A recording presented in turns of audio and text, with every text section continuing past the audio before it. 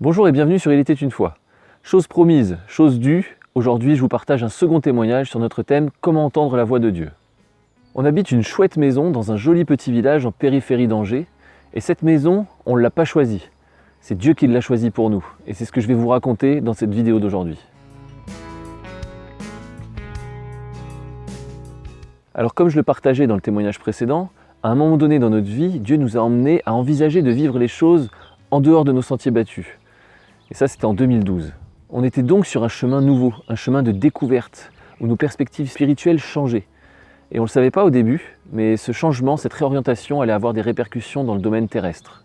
C'est en 2014 que Sarah a commencé à recevoir des choses dans son cœur. C'était encore très flou, mais elle sentait vraiment que cette réorientation spirituelle allait nous faire changer de résidence. À ce moment-là, on habitait un appartement proche du centre-ville d'Angers. On l'avait acheté sur plan en 2010. Et pour la suite de l'histoire, c'est utile de préciser qu'on a été victime de malfaçons. Il y avait des micro-fissurations un petit peu partout.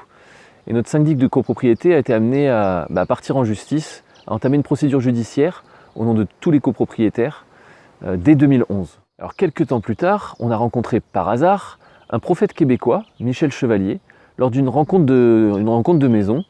On ne le connaissait pas du tout. Et quand il a commencé à prier pour nous, il a vraiment reçu que Dieu nous géolocalisait, qu'il voulait nous placer à un endroit précis. Et il a vraiment insisté, c'était assez étonnant. En tout cas, nous, ça confirmait ce que Sarah commençait à recevoir dans son cœur déjà.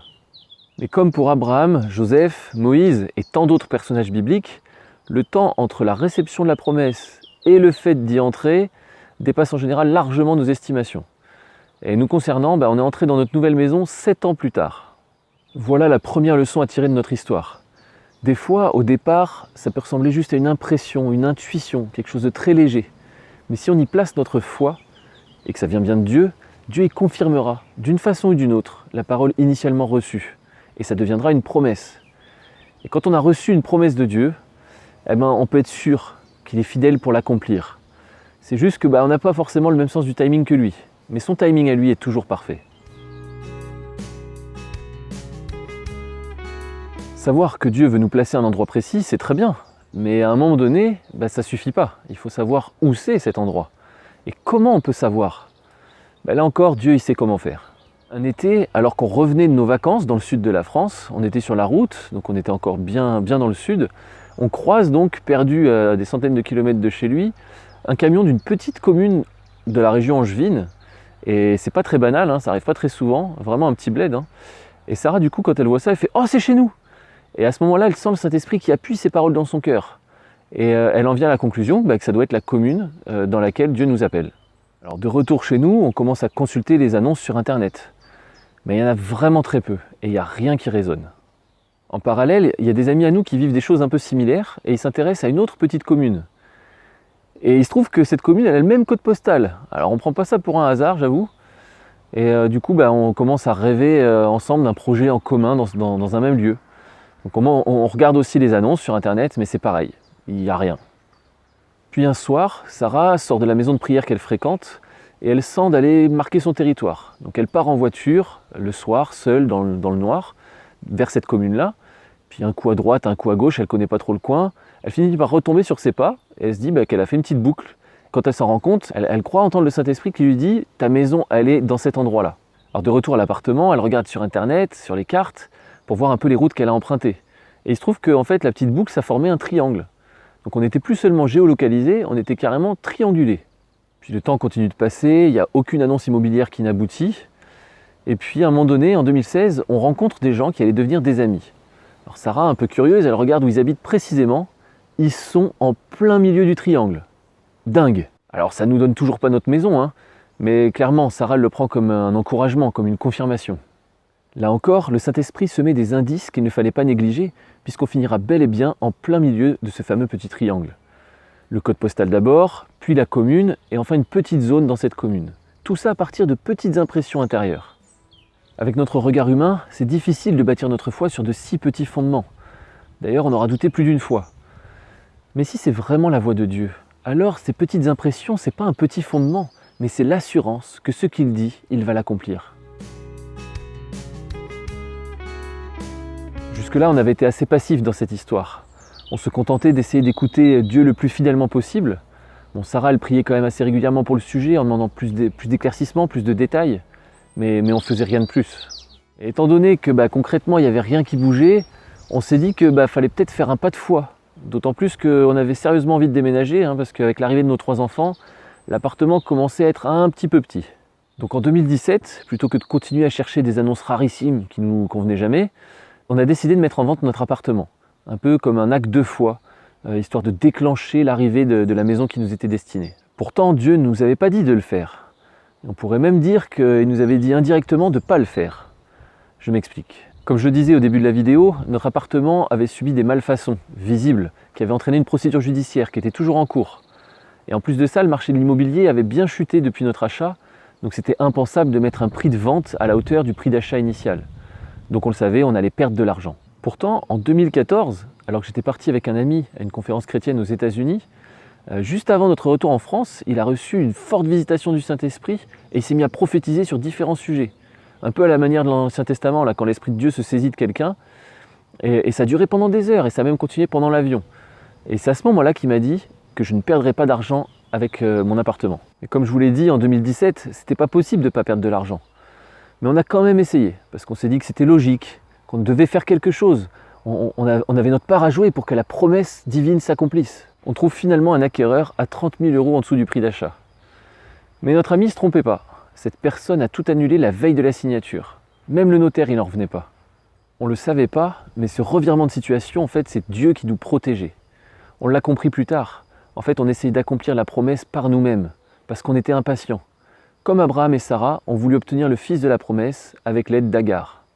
C'était une autre leçon à tirer. Quand Dieu parle, la chose arrive. Et il n'a pas besoin de notre aide. Et il a plutôt besoin qu'on arrête de vouloir faire à sa place. Donc il faut juste s'en tenir à ce qu'il dit, uniquement ce qu'il dit, et demeurer patient.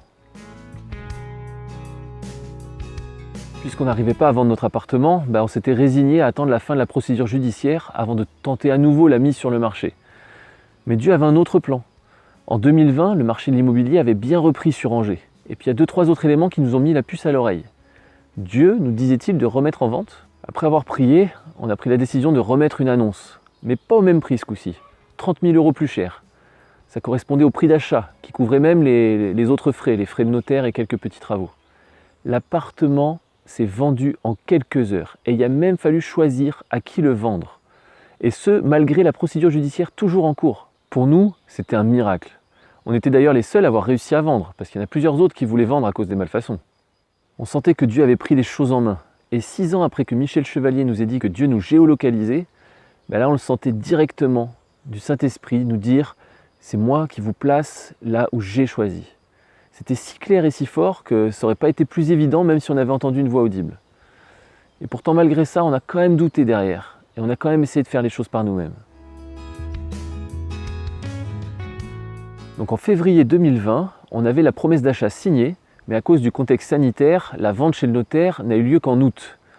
Donc on pensait qu'on avait 6 mois pour trouver la maison que Dieu nous préparait. Sarah était assez convaincue de la localisation, mais même si ce n'était pas mon cas, parce que j'aurais ma conviction personnelle qu'en juillet, on regardait un peu les annonces sur cette commune. Mais les visites étaient impossibles à cause du premier confinement lié au Covid. Rapidement après la sortie du confinement, en juin, on a une proposition de maison qui nous tombe dessus. Une amie d'amis, qu'on avait vue 2-3 fois, avait une location qui s'était libérée. Alors c'était pas dans la bonne commune, mais comme moi j'étais personnellement pas convaincu, on est quand même allé la visiter. Bon, je vous passe les détails, mais pour finir, la proposition sur le papier était vraiment excellente. Il y avait tellement d'avantages. C'était pas cher, c'était grand, c'était bien placé, et le cadre était magnifique. Moi je me suis dit c'est forcément ça, une telle affaire, c'est forcément Dieu. Alors par contre Sarah, pour elle c'était sûr, c'était pas là. Et c'était tellement fort pour elle que je me suis dit bon, on va attendre la nuit porte conseil, et je m'attendais à Dieu pour qu'il me parle. Et au réveil, ma première pensée, c'était « c'est pas cette maison ». Donc bon, c'était pas évident pour moi, mais j'avais ma réponse intérieure, donc il a fallu que je renonce, et on a décliné la proposition. Après ça, on a pu commencer les visites dans la commune concernée, et un peu aux alentours.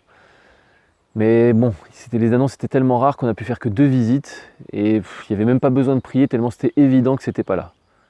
Le moment de céder l'appartement était arrivé, et on n'avait toujours rien trouvé. Donc on a été accueillis par les parents de Sarah. Et 5 personnes en plus dans leur maison, c'était pas rien. Alors encore un grand merci à eux. Un peu plus tard, on a pu faire une nouvelle visite. une maison allait être disponible dans la commune tant recherchée. La bonne commune, oui, mais pas dans le triangle que Sarah avait fait. On va visiter quand même. Les amis qu'on avait rencontrés en 2016 et qui habitaient cette commune connaissaient les propriétaires et nous ont même recommandé auprès d'eux. Mais notre candidature, elle faisait pas trop rêver puisque moi j'avais quitté mon travail l'année précédente et on n'avait aucun revenu. Sans surprise, on n'a pas eu la maison. Autour de cette visite, Sarah a fait 3 fois le même rêve en 5 nuits. Nos fameux amis m'appelaient pour nous faire une proposition, sans savoir ce que c'était. Nous, on en a conclu que ça devait passer par eux. Puis on a senti Dieu insister. C'est moi qui vous place. Arrêtez de chercher par vous-même.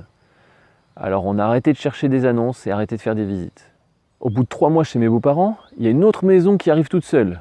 Par le biais de nos amis en plus. Mais c'est pas au bon endroit. Bon, on va visiter et on se dit que si on n'a pas un gros nom de Dieu, on la prend quand même, quoi. On se dit qu'on a dû se tromper au niveau de l'endroit et puis c'est tout. Le cadre est magnifique, la maison est très grande et le loyer est même baissé pour nous, alors qu'on connaît à peine ces gens. Mais on n'a pas de gros oui, mais on n'a pas de gros non, alors on se dit qu'on va dire oui. Même si c'est pas facile, vu notre histoire, de ne pas avoir un gros oui. Puis il y a quelques éléments qui me font dire que finalement, il faudrait peut-être dire non. Et quand je l'envisage, je sens la confirmation, quoi. Une excitation et une joie pas très rationnelle vu les circonstances, vu le contexte, qui m'envahit. Et pour moi, c'est clair, il faut refuser. Donc, on décline une nouvelle fois une proposition spontanée. Il fallait l'assumer auprès de mes beaux-parents. Encore une fois, un grand merci à eux. Avec le recul, on s'est rendu compte que notre impatience et notre sentiment de responsabilité nous ont poussés à faire les choses par nous-mêmes, au risque de se tromper et de passer à côté de la promesse. Mais heureusement, pour nous, Dieu, dans sa grâce, veillait sur nous. Dans notre logique humaine, on doit trouver une maison, donc il faut chercher une maison. Ça paraît sage et responsable, mais c'est précisément cette mentalité qui peut nous faire douter de ce qu'on a pu entendre et recevoir avant. On devait finalement uniquement s'attendre à Dieu, qui avait déjà parlé, et s'économiser ces quelques visites et donc tentations inutiles. Un mois plus tard, on reçoit un mail de nos fameux amis qui nous disent que leurs locataires s'en vont, qu'on peut venir visiter la maison et que si on veut, elle est pour nous.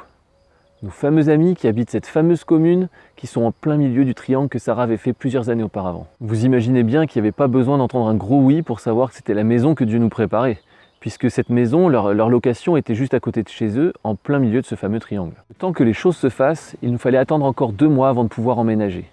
En février 2021, 1 an quasiment jour pour jour, après la date de signature de notre promesse d'achat de l'appartement, et 7 ans après la prophétie de Michel Chevalier, nous entrions dans une maison que nous n'avions pas choisie, mais que Dieu nous avait choisie. Quel honneur et quelle grâce! Toute cette histoire a vraiment approfondi notre foi. Aujourd'hui, nous donnons beaucoup plus de crédit à ces petites voix intérieures, ces petites impressions, qui sont brèves, qui sont furtives, mais qui sont souvent finalement la voix du Saint-Esprit. Contrairement à ce que nous, on pourrait penser avec notre mentalité, notre logique humaine, où on se dit non, ça doit être moi. Aujourd'hui, quand on entend la voix de Dieu, on sait qu'on peut lui faire confiance jusqu'au bout. Il est tellement digne de confiance. Et même si les circonstances essayent de nous tromper, maintenant qu'on l'a goûté, on en est convaincu. Quand Dieu parle, la chose arrive. Aujourd'hui, on est particulièrement vigilant pour éviter de reprendre le contrôle, pour arrêter de vouloir aider Dieu ou d'essayer d'accomplir des promesses par nous-mêmes. On ne veut pas produire des Ismaël, comme dans l'histoire d'Abraham et d'Agar. Et puis en plus, quel repos de laisser Dieu faire les choses, lui qui les fait toujours à la perfection. Pour conclure, j'aimerais dire qu'on n'a pas tant besoin d'entendre plus ou mieux la voix de Dieu. Si on cherche à l'entendre, à l'écouter, en fait, Dieu parle et il cesse de parler. Et bien souvent, on a besoin de croire qu'on l'a entendu. On a besoin de lui faire confiance, de s'abandonner à lui, d'aller jusqu'au bout, même si des fois ça peut nous conduire dans des circonstances un petit peu folles. C'est en agissant ainsi, par la foi, c'est-à-dire avec pas ou peu d'éléments tangibles, que nous entendrons de plus en plus, de mieux en mieux la voix de Dieu, et que nous marcherons de plus en plus dans sa volonté. Et c'est ma prière pour chacun d'entre nous. Et moi je vous dis à bientôt sur Il était une fois.